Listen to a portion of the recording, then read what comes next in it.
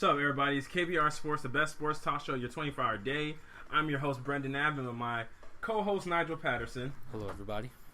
Nigel, what is going on, my brother? Before we get into that. Before we get into that. I think this might be the the earliest, hold on, Brendan. the earliest But one. I want to admit something. I was wrong. Nigel says he was wrong. What were you wrong? John Wall is a better defender than Chris Paul. Brendan, we had some conversations after the show, as well as today, as well as a text from yesterday. And you know what? He convinced me of my error of my ways. Mm-hmm. John Wall's a better defender than Chris Paul this year. Hold on a second. Not even this year. The last 2 years. Nigel, that's really big of you, man. Look at you. I have no problem admitting I'm wrong. Yeah, y'all. See, one thing y'all don't know about Nigel. Our friendship dates back years. Of course, he's gonna say I used the F word. Yeah, he's gonna say pause it. One thing we always do. We always just go back about things for forever long, and some things are just not even like we don't even take them seriously. Like we'll debate stuff such as like who's stronger, Goku or Vegeta. We all know that answer. Not wrong. Yeah, everybody knows hold on, before you even go past that part. Never mind. No, I'm not explaining. Never mind. What? Never mind. I was gonna say something. Never mind. If Natalie's listening to this show, she would be so mad at you. Never mind. It's not really a spoiler. It's just something stupid. But I won't mention it. I'll wait. She loves Superman. Oh god, it's okay. I don't like Dragon Ball. I'm not a huge Dragon Ball Z fan. Yeah. But GT was never existed. But Super, it's not bad. It's not the best. It's not bad. Oh well. I from what I've seen of Super so far, it's straight to me. I mean, I loved. I mean, I'm a Dragon Ball Z itself was. Yeah, but you like bad stuff. I suppose. I'm just saying. You also like GT. Once again, no. You said it already before. I do. Yeah, you do. Go ahead. People came for DT unnecessarily. No, it's not. Yes, they did. It was bad. GT was okay. It wasn't okay. It was bad. It was okay. It had plot holes. It was garbage. It was just bad. Look. GT was an alright show. Okay, Z was an okay show. No, Z was good. Z was okay. Z was good. Z was okay. Why are you faking on Z? I'm not though. But go ahead, make your point. Okay. All right. Before we get everything kicked off, everybody make sure you follow and subscribe to the KBR Sports podcast on Rabble TV, Spreaker, YouTube, iTunes, and SoundCloud. Also, don't forget you guys can follow us on Twitter at KBR_Sports, where we tweet the live links and show topics prior to every single show. Also, you can call in at 571-991-0566 to give your opinions and thoughts. Why? I was waiting for you to notice it. and thoughts on whatever topic we may be discussing during the show. But so let's get into this comic book segment real fast. One thing I want to do is that because normally we throw out these comic book segments and stuff like that, but we don't ever actually discuss things. Nigel, I wish you knew more about comics, man. I don't do comics. Actually, I'm glad you brought up comics. I watched the Injustice storyline. And I'm gonna tell you right now, I hate it already. I hate it. Hate it. What? What's the one problem I have with anything that involves Batman? Everything. That's the problem. Every single thing. He's treated like a god in that game. There was a scene. The Flash and somebody were talking, and they were like, "Well, this is the punishment that Batman's handed." I was like, "Bruh, who are you? Who is Batman to you? You're the Flash. Like, what do you mean? He ain't no superior." No, man. Batman's the only guy that found out a way to kill everybody. Nah, he's your equal. Treat him like one. Dog, come on now. Nah, stop playing. He's on an intellectual. He's on a higher intellectual. I don't care level. what he is on. He's a world's greatest detective. I don't give a damn what he is. Title that takes? I don't give a damn what he is. World's fastest man, my foot. He kisses the ground he walks on. It's disgusting. It's disgusting. Why are you hating so much on Batman, bro? It is. It's absolute trash. So you watched just the first Injustice storyline? Did you? No, I've been watching that. I watched that a long time ago. So you watched the second one now? Yeah, I just watched the second one. I haven't seen. Oh yeah, I didn't say anything. Okay, yeah, that's okay. But see, I've seen clips of it, and I'm like, oh, this looks so interesting. But I might get the game. It's okay. You say it's okay? Yeah. I mean, you would like it. I would like it. You would like it. No, but I like the first one. The first one was good too. I like the first. The first, because it's a legit comic series, right? Yeah. Yeah, it's like I've watched the comic series and everything like that. And I read up on it. It's really good. Yeah, it's actually, I really love the first one. I mean, outside Batman thing aside. Oh my god. Batman thing aside, I did love it. So Batman just ruins it for you. I thought Batman was a pretty good character. It didn't ruin it for me. But I'm saying in 2, that was a scene in 2. It was just like, come on, it brings my enjoyment down a little bit when stuff like that happens. So you just don't like Batman getting any kind of boost? No, I don't mind the boost. I just hate the constant in your face of it that it is. I don't know. I'm digging the fact that Batman gets his. He always gets his. That's the problem. Because he's the top DC character. So what, man? But have some other guys with some love for one. I'm not saying they have to win the whole thing. I'm not saying they have to be the one that get the punch at the last punch in the fight. I'm not saying that. I'm just saying like let them have a scene without Batman standing there saying, "Oh, I approve." Like you don't need all that. Batman doesn't have to be in every single scene. That's what I'm saying. He doesn't need to be in the background. Oh, I'm about to take this guy down. Well, think about it. You're gonna put your top it's like your top stars of the NBA. They're not gonna push guys like Jimmy Butler. No. But you know what? Kyrie and other guys to the forefront. But you know what they're those guys gonna do? put their biggest stars, LeBron and Steph Curry, to forefront. But you know what you do? But those guys also, they're not the star all the time. Jordan, hey, Steve Kerr, take your shot. Hey, Kyrie, take your shot. Batman, he doesn't do that though. Yeah. Batman, mush, get out my face. I'm taking this shot. They don't. They put other people in there. Don't though. They get the Flash some airtime. The Flash has gotten a lot more. He gets popular, a lot of airtime, especially since he's got his own show. He's gotten a lot more popular. He does. I'm happy. I love the Flash. Uh-huh. Let him have some more airtime though. He has his own TV show. He does. And he's in the movie. He is. Now, a guy like the Green Arrow was a big Justice League character. You know who actually, aside from the original speaking of Green, you know who gets disrespected? Who? What's his name? Green Lantern. That's what you said. Green. I think of Arrow. Well, are you talking about the real life series or are you talking about an actual comic? Both. He gets disrespected. He doesn't get as much love. He doesn't. Yeah, he doesn't get as much love. Despite the fact he's always there. You know what ruins it for them? It's because they have multiple Green They Lanterns. do. That's the problem. But even though there are multiple Flash, we all know the main Flashes are Barry Allen and Wally West. Exactly. Those are the main guys. You know what I'm saying? You got Hal Jordan. You got But I would say Hal Jordan's the main one. No, but John, you got John, because then think about it. Then they put John in as the Green Lantern in Justice League. So that messed it up because everybody was like, well, we like him better. Like, think about it. When they came out with the movie, everybody's like, oh, why didn't you use John for the movie? Yeah, I guess you're right. So it was like, that messed up the continuity. It was always Bruce Wayne or it's always Clark Kent as the two guys. So it's always continuous. While the other guys, you kind of branch off a little bit and somewhat. So, point. All right, we'll get back to this conversation. All right, y'all, let's jump into this NBA draft talk. We're going to talk about the NBA draft. So, a lot of the results yesterday, there was a lot riding on a lot of things yesterday, particularly for the Lakers, who, if they didn't land a top 3 pick, they would have lost their pick to the 76ers. But this is how exactly the draft, the balls fell for all the teams. Celtics came out number 1, Lakers number 2, Philadelphia 76ers number 3, Phoenix Suns number 4, Sacramento Kings number 5, Orlando Magic number 6, Minnesota Timberwolves number 7, the New York Knicks fell in at 8, Dallas Mavericks at 9, Sacramento Kings at 10, the Charlotte Hornets at 11, the Detroit Pistons at 12, the Denver Nuggets at 13, the Miami Heat at 14. Now, there was a swap in the middle of the draft when the Sacramento Kings swapped their pick because they had the rights to swap the pick with the Philadelphia 76ers. Yeah. The Sixers had the right to swap the pick with the Sacramento Kings. Oh, so instead of Philly picking at 5th, they switched with Sacramento so that they would end up being at 3rd. So what we're gonna, I want to cover primarily the number 1 pick for this moment because that's the biggest pick. I mean, even right now, the Boston Celtics. We can touch on all of them. The Knicks fell. They initially had 7. They were projected to be at 7, so they fell down 1 spot. No, he didn't fall. Oh, the Lakers. The Lakers did not fall. Yeah, somehow. Lakers rose up. Hey, look, man. The conspiracy theories. No. No, but there been. There are. Talking there about was someone put a tweet out that somehow some execs were a little peeved. The execs were stupid. Hey, they're in the NBA. You don't get to call them stupid. John Paxson and Gar Forman, whoever, when they got Derrick Rose, they weren't complaining. Yeah. It's like, come on, the Pelicans were complaining, the Cavs were complaining. Like, come on. Yeah, come on. Like, it's so dumb. Like, you're not complaining when your team wins it, when you had a 1.1% chance to win it and stuff like that. Like, it's a joke. Yeah, but 3 years in a row, 2nd pick overall.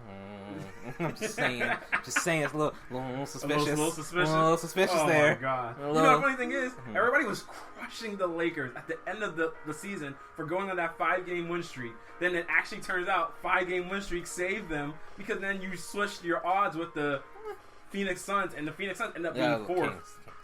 No, sorry. Yeah, the Phoenix Suns ended up being 4th, and the Lakers ended up being 2nd when that was the Phoenix Suns' chances. So it's like, wow, that's just crazy how everything worked out for each team. They get the Lakers pick next year.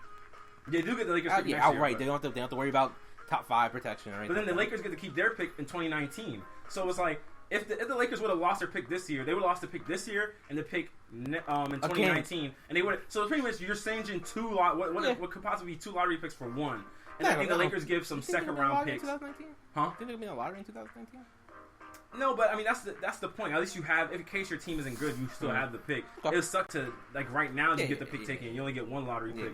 So from that standpoint, I think this was crucial for the Lakers. The team. Okay, so let's cover who's the biggest draft loser of the draft. So if we're saying biggest draft loser, 76ers didn't really lose because they're third, so it's not like they lost. But I mean, I'm pretty sure they wanted 2 top 3 picks because if the Lakers would have fell out, they would have had 2. But they get picked next year. The Knicks falling from 7 to 8. I don't know if that's a precipitous drop, really. No. After that, I would have to go. Do you think Phoenix loses a bit because if you, and I think a lot of it you draft on need. And if you're Phoenix, it depends on... Best player available. You're drafting on best player available, but doesn't Phoenix have like a stable of guards right now? That's why I really can't say them a loser. Because they picked number 1, they picked Markelle, and they have Eric Bledsoe and Booker at the moment. Because if you have Philadelphia ahead of you, you don't know who Philadelphia might take. Honestly, Philly's probably the biggest loser. You said Philly? Probably. Why do you say that? They need a point guard. Mm-hmm. This was a perfect draft for them. They get 1 or 2, Lonzo or Markelle. They're in a good spot. They'll have Joel, Ben Simmons, and especially a guy who can 2 guys who can shoot. Top of the draft, you have Markelle, 2, Ben Simmons, Dario, and Joel. That's a solid base. Well, I thought some people were saying that Kyle Lowry was supposedly they're trying to lure Kyle Lowry. I'll fight them if they try to sign Kyle Lowry. Why? They gonna waste $30 million on a point guard who's 31 years old. They're not gonna do it. I don't know, man. They ain't gonna do it. It's a lot of teams. Well, let me get to Boston. That's actually the title I listed with the topic. Because that's a lot of question that people are asking about Isaiah Thomas. Are you going to give $40 million plus to a 29-year-old, 5'9" point guard who can't defend people just because he's too short? Yes. And you have this draft pick. Yes. So, okay, let me give my perspective of this draft pick first. Because we were talking about this a little bit before the show, but I've heard a lot of people saying they think that the Celtics should trade the draft pick. They should get rid of it. And this is the prime reason why they should trade it. Because people are saying right now, if you trade this draft pick, whoever you're drafting, a lot of these players don't develop and become who they are until 4 or 5 years later into their careers. So a lot of people are saying, if the ceiling on a Markelle Fultz is a Jimmy Butler, why are you going to draft him, get around, and wait for and hope for Jimmy Butler when you can just trade for Jimmy right now or trade for a Paul George right now if that's this guy's ceiling? And you can make a run at the Cavs right now because you don't know how long Isaiah Thomas has. You don't know how long Al Horford has. They're only getting older each season. So that's the case a lot of people are making. The case I believe is that why not draft Markelle or whoever you want to draft? I'm assuming it's not going to be Lonzo because Isaiah Thomas is at that position. And I don't think they're really in a position where they're going to let Isaiah Thomas walk. Hold on a second. Are we really going to do this? What? Lonzo's at his position? Huh? Lonzo's at his position? Yeah, Lonzo's a point guard. What is Markelle? Brandon, I'll fight you. Markelle's more of a shooting. He's more of a scoring guard. You can play either at 2. No, Lonzo does not play good at 2. He literally played 2 part of at UCLA some of the time. He was not as good at 2 as he was as a 1. He's a point guard. Obviously he's a 1, but they're a loaded team. Go ahead and make your point. Okay, well let me just answer your thing. Markelle. Why I would say Markelle's because Markelle fits into their scheme better. So if you want off-ball handling from each guy, Markelle spaces the court better than Lonzo does. He's more of a score first guy than Lonzo is. So if you put him at the 2, it's more natural to him than Lonzo. Lonzo's more of a orchestrator guy than Markelle is. So in terms of that, even if you didn't decide to go with Markelle and you wanted to go in the realm of Malik Monk, Josh Jackson, Jason Tatum, different guys. I don't know where they would go, but I mean you already have the small forward and you drafted who's the 3rd overall pick from 2 years ago? Or from Jalen. Jalen. You drafted Jalen a year ago. That's what I'm saying. Jalen Brown. And you drafted him a year ago. But here's the thing. This is what I say. Why don't you draft that young guy? You draft Markelle. You draft him to come in, and you try your best to lure Gordon Hayward here during this free agency period. If Gordon Hayward doesn't come, then you start thinking about trading the draft pick. You can't trade the draft pick immediately. You can't trade the draft pick immediately. No, I'm talking about when the trade deadline comes. Okay, but why? Okay, so no, go ahead. Okay, you get you if you can't, because if you could bring on Gordon Hayward's better than Paul George and Jimmy Butler in my opinion. I think he's better. Oh, all right, hold on. I'm gonna stop you right there. Paul George, I'm on board with that. I'm not gonna give you Jimmy Butler. He fits into Boston's scheme better than that's what I'm saying. For Boston, he's a better shooter than Jimmy Butler. Yeah, he's a better shooter. Gordon Hayward shoots 39.7% from the field. From the three-point line. Yeah, sorry. And he shoots 47% from the field. So I think he fits into the scheme better. Okay. And he fits into their scheme better than Jimmy Butler or Paul George. I think Paul George fits better in there than Jimmy Butler. But I think at this point in his career, Gordon Hayward is I like Gordon Hayward better than I like Paul George. And especially, let's just call Boston would love them some Gordon Hayward. Boston would love them some Gordon Hayward. Like they would embrace him. Go ahead and say it. I mean, because Brad Stevens is his coach. Brad Stevens is coach. Oh, okay. I get what you're trying to say. Yeah. I got you. So essentially, if you can have all those guys develop next to each other, you can still make a run at the Cavs, but you won't have to give up your young superstar at the expense of getting. So you would still have an insurance policy of a young guy, hopefully developing, getting better, and if that young guy could eventually, and Gordon Hayward's a young dude too, so they would be able to develop next to each other. I mean, he's in his prime years. He's not on the tail off end of his prime. So if you have those guys all developing with each other, eventually Markelle will take the mantle as being the primary guy on the team. You would still have the other talent around surrounding him or whoever else on the team at that point in time. Okay. So I disagree with you. I'm surprised. Yeah, no, that's surprising. But my problem with that is, you say trade from the deadline. Teams at the deadline take time to get gel together. If you trade for Jimmy Butler, you're trying to win it that year. You're not trying to win the year after or anything like that. You're trying to make the run that year. So it just makes more sense. And saying, we're going to try and get Gordon Hayward. I don't think they have Gordon Hayward type money just to offer. They have to move some pieces. No, they do. Do they? Yeah, without even moving anything. Yeah, they have money to get Gordon Hayward. I guess so. They only got one max contract, and Isaiah Thomas on shoot. You're right. Okay, so that's what I'm saying. I like Gordon Hayward in that system better than both guys. And Brad Stevens is coaching him. He knows how to use them. I still like Jimmy Butler. You say you still like Jimmy better? Just because. And here's the thing. You have to give up assets to get Gordon. Here's the thing. Yeah, you don't have. That's the key point for me. You don't have to give up anything to get Gordon Hayward. Your team stays as packed as they are. So that team as deep as they are, and you add Gordon Hayward, and then you get another young player who you can have coming off the bench possibly to help in bench scoring or whatever you want to do with them. That's a good team right there. You don't have to give up anybody. It's not like Gordon Hayward is actually a good defender this year, so he's gonna be able to fit into the scheme with your team's defense. So I mean, it all works. It all makes sense. It's all about it just so you can get Gordon Hayward to come there. That's the point. That's the problem I'm at. Yeah. Gordon Hayward's gonna have to give up a good amount of money to go there. I mean, it's the same thing with any free agent. Any free agent that doesn't want to stay there at where he's at. But Gordon Hayward could also be looking at, I get to go to the Eastern Conference. LeBron's 32 years old. I'm coming into my prime. Exactly. They got Isaiah Thomas. Huh? It's like 28. Who, Gordon? Yeah. Then they could be like, he could be like, they got 2 or 3 years. No, you got Isaiah Thomas, you got Al Horford. If you get Markelle Fultz, you have a young dude, and you're essentially saying you have to be believing, because either way, either conference you're in, you're sitting there looking at a team. You're like, what are the odds of beating this team? What are the odds of beating that team? You're more likely to beat Cleveland right now than you are to beat Golden State. So if you are looking at your situation, you're looking at the two evils. You're like, I think Cleveland is the evil. You're more likely to conquer one guy than to conquer the whole team. No, I know. I'm just saying that you're more likely to beat them than to have to go through or beat him than to likely go through all of Golden State. No, what are you gonna say? I'm saying the main problem I have is it's not like Kevin Durant where Kevin Durant was on a good team. That he may not just got along with Russell Westbrook and whatnot. And he's just like, I'm gonna leave because a perfect opportunity just happened to open up for him.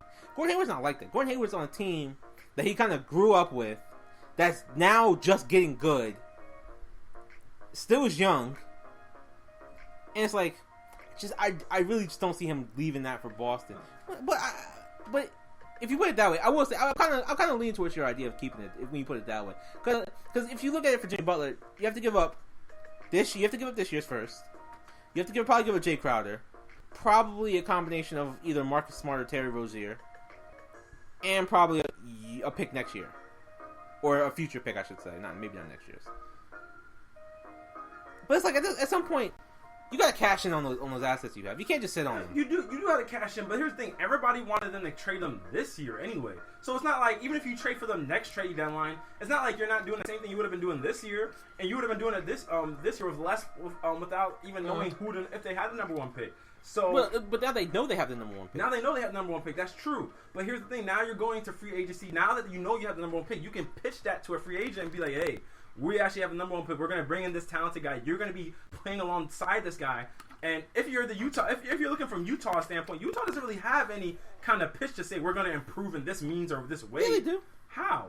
Who wants to come to Utah? Oh, free agency. Yeah, they don't really have any way they're going to pitch to say, hey, we're going to improve by this amount of time. And Utah's in a tougher conference than the East, or than the Celtics are, and the Celtics have the better coach. So it's like you don't really have any kind of pitch that you're going to say if you're Utah, hey, we have a great defense team, come back. Celtics are a good defensive team too, and they're deeper than Utah.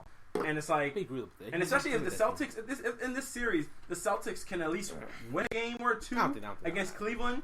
You don't think that matters? Because Utah got swept by Golden State. In the grand scheme of things, yeah, because that matters. That shows how you stack up against your competition. And a lot of guys look at themselves like, hey, I'm that one piece that could push them over the hump. If you were just one, if you lose 2 games to Cleveland or 1 game to Cleveland, and you're like, okay, maybe I can be that guy that pushes them over the hump. That might draw him to the Celtics. Maybe help Kevin Durant get to the Golden State. He was like, if they won. Remember, Kevin Durant said if they won, he doesn't know if he would have won. Kevin Durant's female dog self would have gone there. Sheesh. I'm just saying. That's a little hostile, man. I cleaned it up. You did clean it up. I'm just saying that's a little hostile. I'm just saying. Come on, that's not like Kevin. Okay. You think Kevin Durant? Yeah, okay, Kevin Durant. 73-9 in the championship. That's the ultimate bandwagon. And you really think he would have left? You're giving me a look as if... Yeah, okay, Kevin Durant. Them losing by 2 points or 4 points really swayed you from going. Yeah, okay, Kevin. That 4 points. Ooh boy. When you think about it, you actually think about it like that. Yeah, it wasn't okay. Yeah, this is that swayed you from going. Oh, yeah, I believe that 100%. He was right on the dotted line, right there. You would have been there first day. You guys won a championship? You get right on that. All right. This is Kevin. This is what they picked Kevin Durant in the free agent meeting. Hey man, you're 28 per game scorer. We will by 24 points next time. Yeah. Sign with us. We need you, Kevin. We need you. We need you to give us that extra ball. Get off topic here. We're talking about Golden State. We are. Bring it back. We are. All right. So you think you should? You think I'm gonna say, you know what, I'm gonna lean towards you. If you put it that way, because honestly. The biggest problem I did have was giving up the assets. It's just like, you lose, you're giving away part of your future, which you should always have a backup to the future. You never know with Isaiah. You never know what happens with Isaiah. You never know what happens with, because you're gonna have to pay Bradley $20 million. You're gonna have to pay Isaiah $30 million. That's a lot of money for those two. It is. So I guess I'll lean more towards keep the pick. So, saying with that being said, we'll go to number 2. Lakers. Well, again, I'll get to that. We're going to we're going to get in next time. Okay. All right, y'all. So when we get back from our break, we're going to dump into the Lakers, talking about how they got their pick and what they might do with their pick. A lot of people said the balls fell the right way, so they better go get the ball. Let's explain what that means when we come back from the break. One guy actually said that. No, he did say that. He did say that. Where does he work at? I don't know what he actually does. Fire him. No, it's your man's. Oh. Triple B's. Fire him. He said he can't fire himself. I'll fire him. All right, y'all. How dare you say something stupid like that? That's dumb. The live link will disappear, but wait about 20-30 seconds. Refresh the page, and we should be back on. It's KBR Sports. Fell their way. Ball. He said it. Come on. He said it. Trademark it. Should have cut his mic off right at that point. He said it literally before the draft.